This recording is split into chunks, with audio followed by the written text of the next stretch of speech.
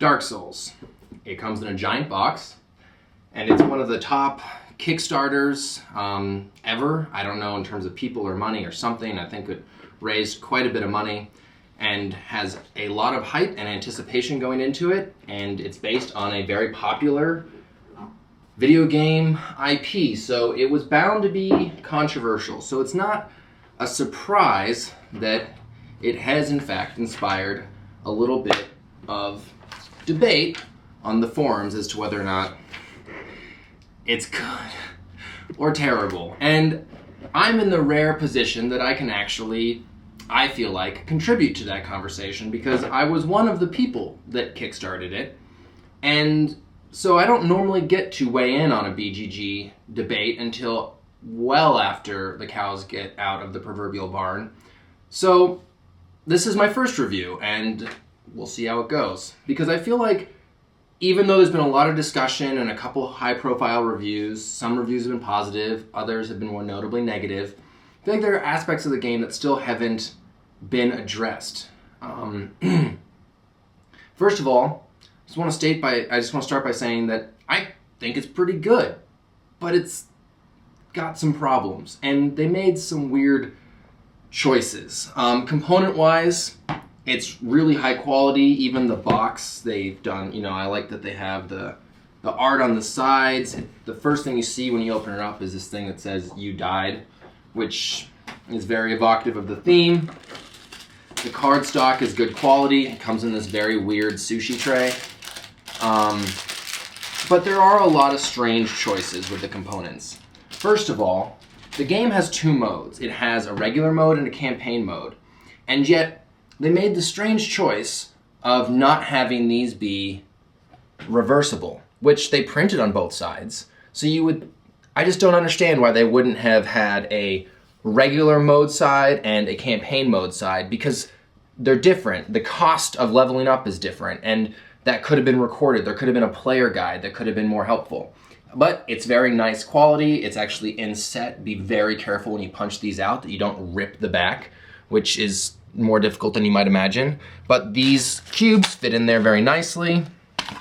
It's good quality. The minis are good quality. They're not cool mini or not quality, but what is, right?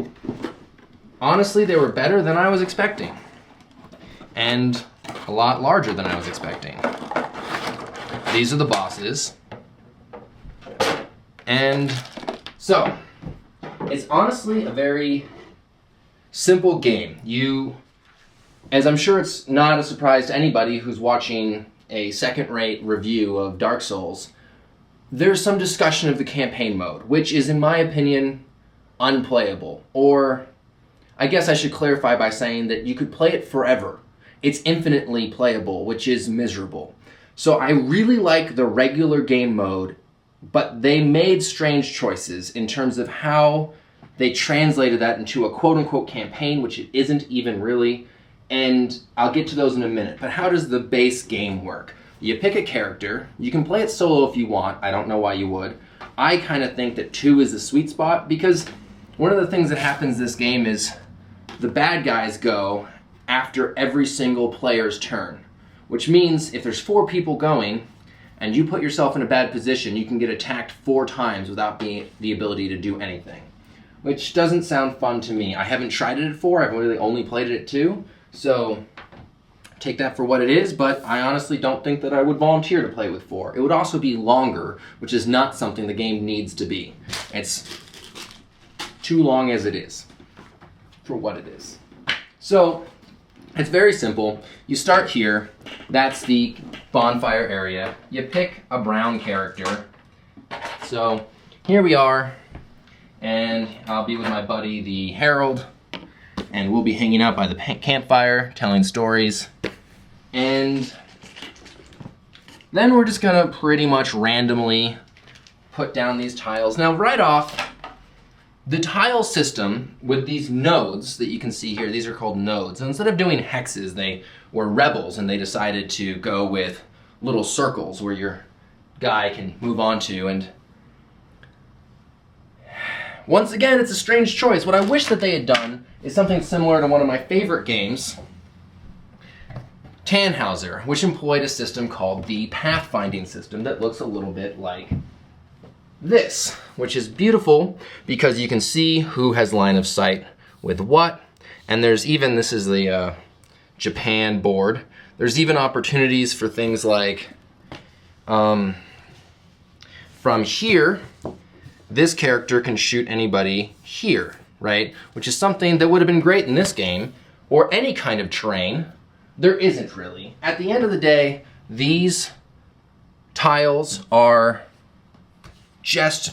this is just an abstract game. It's an overproduced abstract game. Now don't get me wrong, I love overproduced abstract games. I kickstarted The World of Smog on Her Majesty's service, which is perhaps the most overproduced abstract game ever made. So I have no problem with it being abstract. In fact, it's one of the things I like about it. It's just a little bit different than what you think it's going to be when you open the box. You think it's going to be a dungeon crawler, and it's not a dungeon crawler. It's a puzzle. And this is the first part of the puzzle. This is the part of the puzzle where you fight the mobs. These guys. This is 80% of the game right here. This is 25% of the game. This is the mini bosses and the bosses that you will fight after you clear these rooms a certain amount of times. Now, as has been stated in numerous other threads and reviews, there is a great deal of grinding in this game. But don't get me wrong, that's actually one of the things I like about it. It's kind of the game's charm, is the grind. It's this little abstract puzzle that you do 2 to 3 times. Because what happens is, you take the sushi tray of cards, and in here, there are these cards that dictate what the encounter will be. And you flip them over, and they tell you what goes where. So we put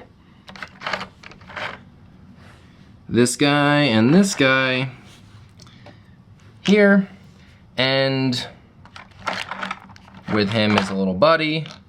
There can only ever be 3 figures on a space, but if you move into the space, you can push a figure out.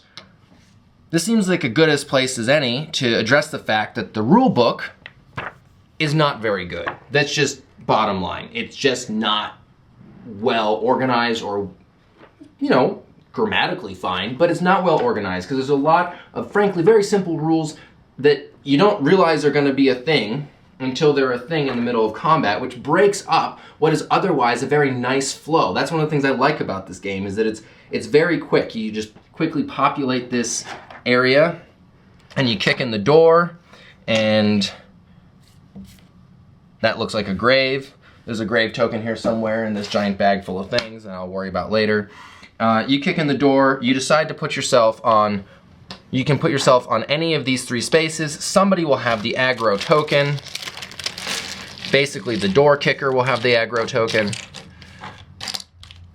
which is... So this seems like a good place to talk about organization, or the lack of organization in this box.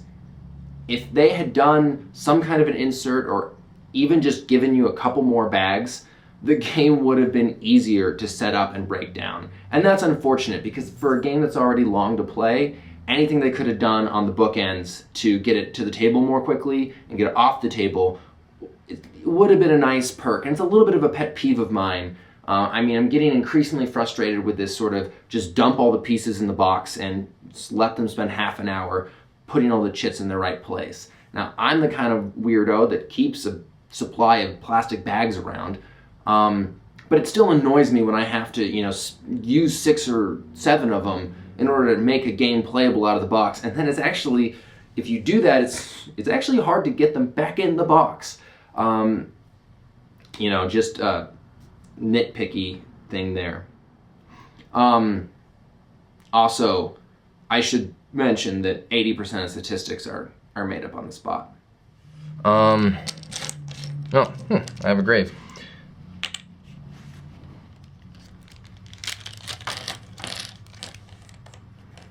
So this person has aggro, and the movements of these Bad guys are dictated by cards that are in the deck, and this is one of the very funny things about the game. Once again, these are the boss monsters. We'll get to those in a minute.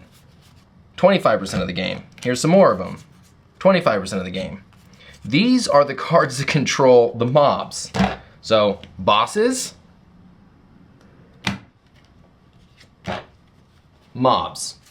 This is 80% of the game. Like, there's just something inelegant about this game that is kind of what I like about it, because 90% of the time you're gonna be dealing with the same 1, 2, 3, 4, 5, 6 monsters. Is most of the game is just gonna be rinse and repeat these same 6 monsters, but that's kind of what's fun about it, because it's just a little puzzle. And so what you do here, and it's all dictated by, they move first and then they attack. This moves towards aggro, this moves towards, actually moves away from aggro is what that's signifying. This moves towards the closest character and then attacks it. This moves away from the aggro token, which is here, and attacks it. So if we were entering this room and we weren't playing with the Herald, we were playing with somebody who could actually take a hit, like the Knight, which, by the way, I don't recommend playing as the Knight unless you are in a 4-player game, because your sole job is to absorb hits like a pincushion. So if we go here, then attack. So it's this little puzzle where you're basically sitting with, hopefully, a friend and saying, all right, how do we want to do this? Where do you want to go? How many hits can you absorb? If you go here, then, for instance, if I sit here, he'll actually go towards the guy that has the higher threat, which is this person, meaning that after you go and you kill him and then they both move into here, then I'm in a position to move in and attack. It's not tactical, it's not a dungeon crawl, there's no terrain. Pretty much the distances between nodes if you can get there, you can get there. Like I said, I wish they had done something different, but I kind of appreciate what it is for what it is, which is this little puzzle that in another game, in a game that was more of an actual dungeon crawl, this would be a bigger problem because it would be boring, it would get stale. But in this game, it's imperative because it allows the game to be simple enough to be actually kind of snappy if you're playing it with the right people who are not over analyzing their decisions. Nobody should have analysis paralysis in this game because you pretty much have a bad attack and a good attack, and you can either make a defense roll successfully or you can't and you should go for the evade. I mean, that's it. Those are the simple decision points, which is nice because it allows you to really whip through these rooms. It'll still be a long game, but each individual room you're not hacking at that monster. I mean, you pretty much drop things in one hit. And you go through it once, you will do all of these rooms, killing all of these monsters, and you'll get 2 souls per room, and you'll come into the bonfire area, and there'll be a giant deck of cards, and this is like your treasure card, and so you'll have souls. Let's say we cleared all of these rooms. That'd be 4. For 2 people, it would be 4, 8, 12, 16? I can do math. So, we'd have 16 souls to spend, and how would we spend them? Well, we'd spend them in a couple of different ways. We would level up our characters, and we would spend them to draw items out of the deck. And this is the biggest problem with this design, is this giant deck of cards. That there's a couple of cards that you don't put in right away, but mostly it's just this big fat stack. There'll be some class-specific cards, and I only put in the ones for the classes we're actually playing, and that might be what the rulebook says, or it might not be. The rulebook's not very good, so I don't really care. I wouldn't do it any other way. But the problem is that this deck, you can easily draw cards that are just absolutely out of... I didn't range this. This is a 35-25. This is a very hard card to equip. Even for, let's see, where's the Knight? The Knight starts off with a strength of 13 and a dexterity of 12. He would need to go all the way to the top on his strength and practically all the way to the top on his dexterity in order to be able to equip this. Actually, it's an amazing sword, right? You get to roll 2 black dice, you get to roll a black die and 2 blue, or for 5 stamina, 1 black, and 2 orange. Now, the game involves dice, which is one of the things that people don't like about it, but it's actually, I think, done quite well. The problem is just this fat deck of cards that can come out in a really unreasonable order. Or you might draw cards that will frankly just never be useful for your character. That's an upgrade, don't worry about it. This is a spell, which we should talk about the fact that due to the fact that there's no terrain and everything is pretty much in range, spells are incredibly good. And so if you get a spell early on and you can equip it, this entire game becomes significantly easier. And that's kind of fun. I just wish that they had tiered the items so that they came out in a more appropriate order. So you got items that you could equip early on. In the regular campaign mode, it's not too much of a problem though, because it's only 1 soul per card and you can just keep going fish until you get something really good that you can wear, and then you have these other items that you sort of leave out there as like, one day I'll be strong enough to carry the, however you pronounce that word. And that's fun. And it's fun because the difference between a black die and a blue die is ridiculous, and the difference between a blue die and an orange die is absurd. And so even with 2 black die, these mobs pretty much die 1 hit. And so when you're rolling an orange die, yep, it's dead. Well, the thing that I forgot to mention here about the dice that I like, that other people don't like, is the fact that poor dice rolls will result in your death, which I like, because it means that even the easiest room could be the death of you. The way in which they handle health and stamina in this game is actually, it is very, very simple, and it's probably the most elegant thing about the entire design.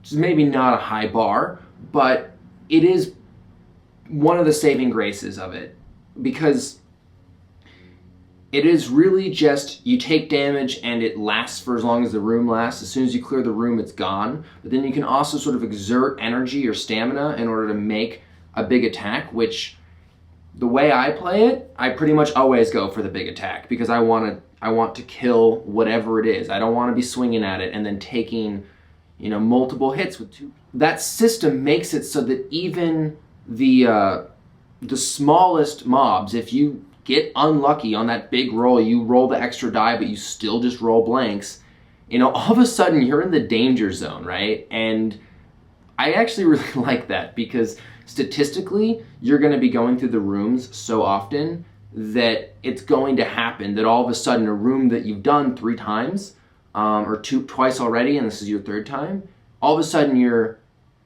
you're in danger of dying. And it's kind of fun when you've done a room twice already, and you've got it absolutely, it's just a couple of ghouls or whatever, and they all, you've got actually really good equipment now, so you should be even better equipped to take them out quickly. And, you go in there and you're almost sort of like complacent. Yeah, I go here, and, you go there, and then all of a sudden you roll that die, and it's like, did I really just roll nothing on that attack? And now I'm sitting there, and I'm about to get attacked twice, and so any room can be dangerous. What's going to happen in the regular game mode is you're going to farm these 4 rooms several times. When I play it with my friend Brad, we go through 3 times, and then we take on the boss, which is behind door number 2 here, right?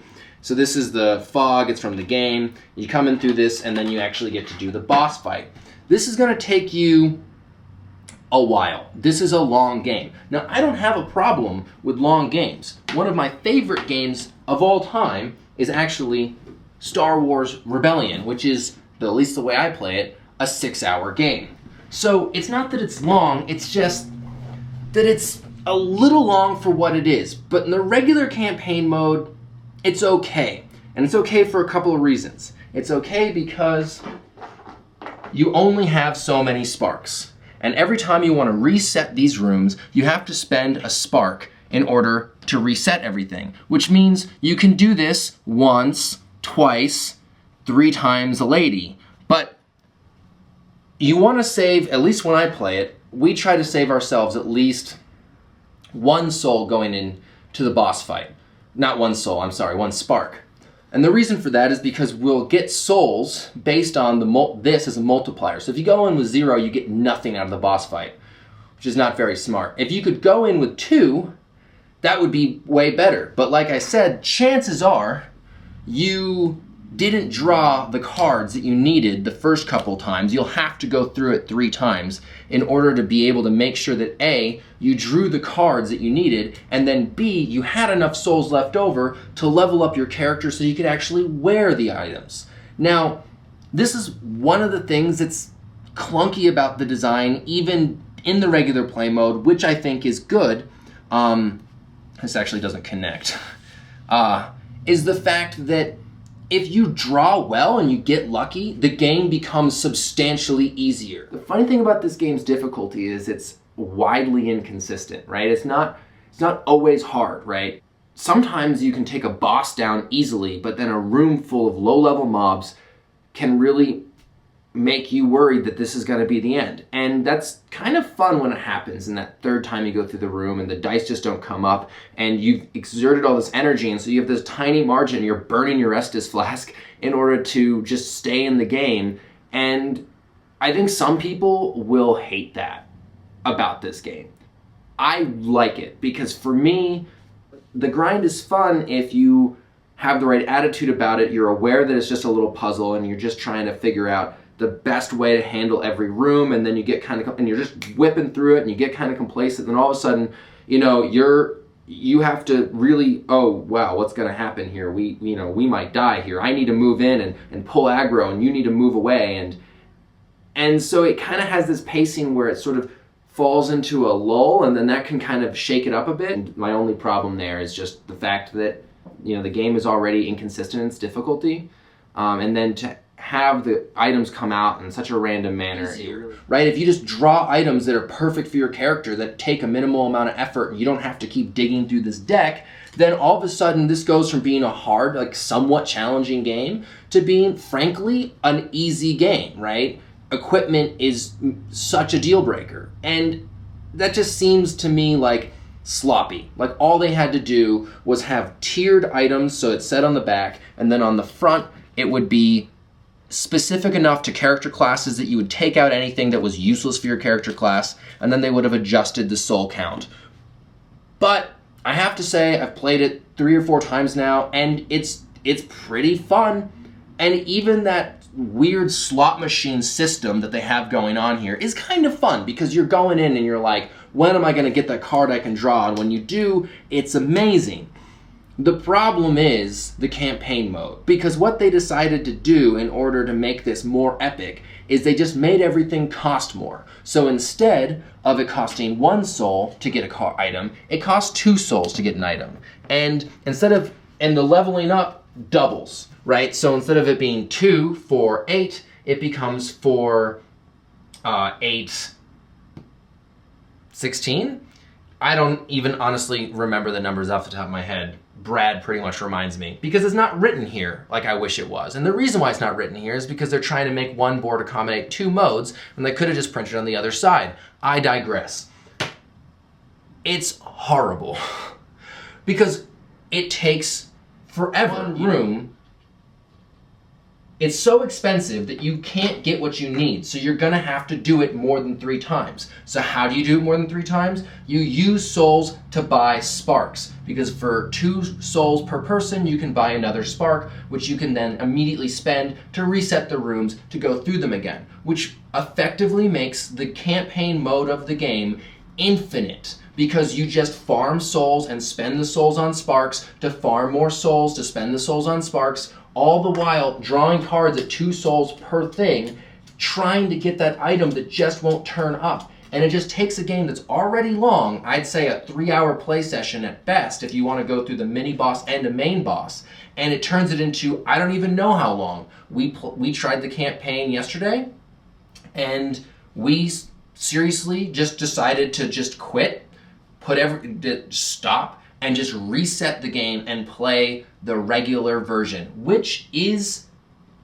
was immensely more fun once we did it that way, because you have one of the things that board games needs to have. You have a limitation. This is the reason why Pandemic comes with a deck of player cards, and when it's out, the game is over and you've lost. Similarly, this comes with 4 sparks, and if you run out of them, you've lost the game. It becomes I hesitate to use the word tight, but it becomes a tighter experience, a fun experience where you're clearing these rooms, and the grind is bearable. The first time you go through it is discovery. The second time is perfection. You're perfecting your formula, and by the third time, it's almost procedural. You know exactly where to go. I'm gonna go here. They're gonna move in. I'm gonna, move here. And it's like you can do it without even talking, and you can race through these rooms, and you're ready to face the boss. And the bosses are fun. They've done a really neat thing in terms of how they replicate the video game formula with these decks, which have a series of attacks that you can then memorize, and then the boss heats up, and you put in a heat up card, like this one, and you slide it in there, and then it's a whole new sequence, and you don't know what it's going to be, and you're fighting some gigantic monster. Frankly, the size of them is at times comical, because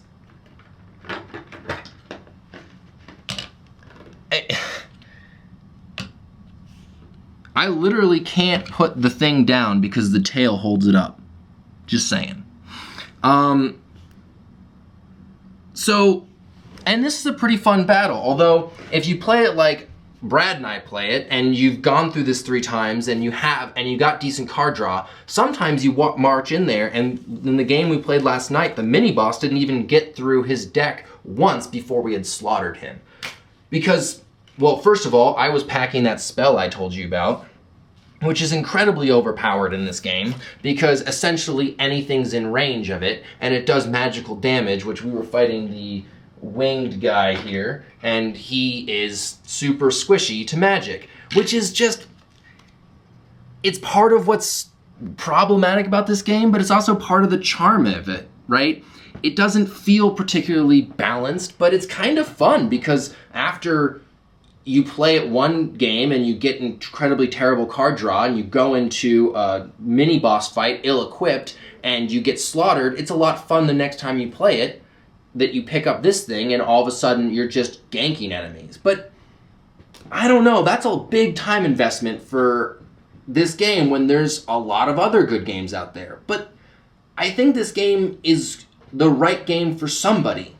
Somebody who loves Dark Souls. Somebody who has a table that they can just dedicate to this game, because you know how some games need an insert from, say, Broken Token? I mean, the #1 board game accessory that this would come with would be just one of those fancy board game tables, so that when you were frustrated, you could just walk away and leave it all set up, which is a pretty expensive accessory. But hey, if that's you, and you've got more time than I've got, and you love Dark Souls, and you're maybe not that into board games, this could be the perfect game for you. But it could also be very disappointing. I personally enjoy it quite a bit, but I have actually traded it to my friend Brad because he wants to play it with his brother, who loves Dark Souls. He's a huge fan of Dark Souls. And it's not like I got rid of it forever, it's more like I have joint custody of it. I get to see it on the weekends. I'm excited to play this game more. Never, ever, ever, ever the campaign mode, but I'm excited to see all this game has to offer. I enjoy playing it, but it doesn't have a place in my collection. I just do think it has a place in someone's collection.